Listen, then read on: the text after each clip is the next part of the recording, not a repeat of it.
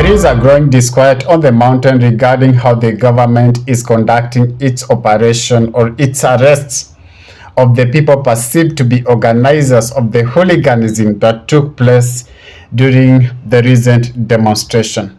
Remember, the government had decided, or the government had promised, to take a stern action against the organizers of the hooliganism that took place in the city.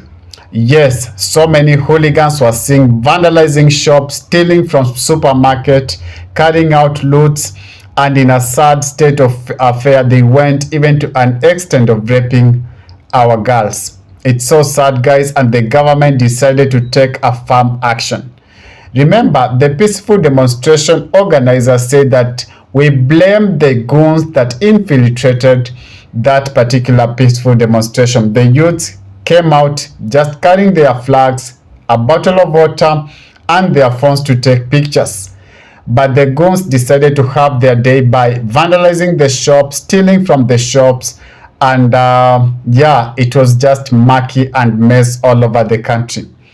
It is in that particular in that particular action that the government decided to swing into action, and it has started to arrest some people. But there is a growing disquiet because of the manner the government is doing its arrest. There are some people perceiving the arrests as targeting one particular community. Remember, so many grassroots leaders of the DCP have been arrested in Ruiru, in Kikuyu, and several other areas.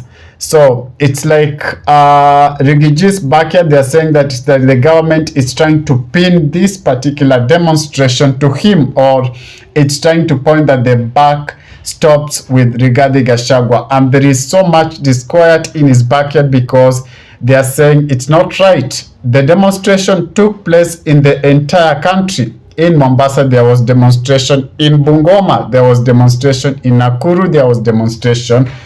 In Eldoret, there was demonstration.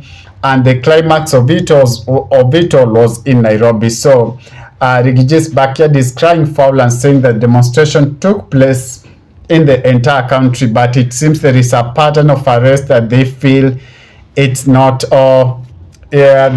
sitting well with them.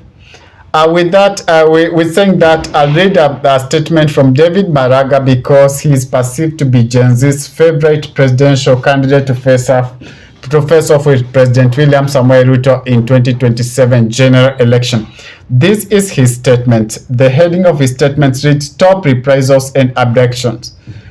Regarding the increasing rise in reprisals, arbitrary arrests, detention, and abductions following the June 25th protest in our country, I wish to call out particularly Mr. Mohammed Amin, the Director of the Department of Criminal Investigation, DCI.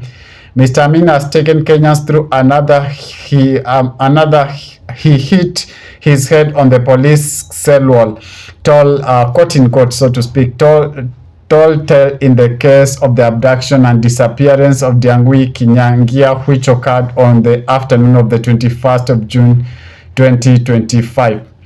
Through his statement issued during a press conference on 30th of June 2025, Mr. Amin confirmed that Diangui was a person of interest to the police and that they did indeed visit his home in Kino, Kiambu County on the stated date and time.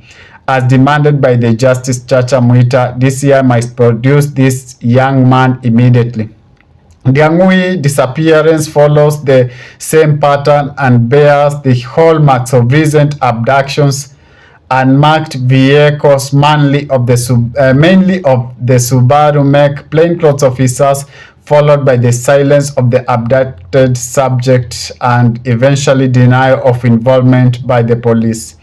As I have stated before, IG Kanja and DCI Director Amin should vacate office immediately for demonstrating the utmost incompetence through their failure to stop abductions for a year now. These actions threaten the security of Kenyans as guaranteed under Article 29 of our Constitution and the criminal justice system. President Ruto rhetoric on several occasions has hinted to the fact that the state is aware of and would stop the abductions and forced disappearances. While in the presence of the President of Finland on 12th May, Ruto claimed that all abducted persons had been returned to their families, and I have given clarity and firm instruction that nothing that nature will happen again. That's Maraga issuing statement regarding what he termed as reprisals and abductions. I reiterate my call for President Ruto, Maraga continues to say, and his administration to stop lying to Kenyans and immediately put a stop to extrajudicial killings, abductions, and forced disappearances, which have no place in Kenya. This government should forthwith stop intimidating and harassing human rights defenders, as witnessed through the recent arrest of John Zhao, Mark Miani, Francis Mwangi, and Davis Tafari, well-reputed HRDs, human rights defenders, so to speak, in Kenya. The state should withdraw their trumped-up charges without delay. We must remember the ideals we set in our Constitution, the promise of inherent dignity for all, protection of life, and provision of human rights. We must have the courage to pursue those ideals against the forces of regime that has gone rogue until we establish order and accountability in our nation. Maraga sends out his letter to the president.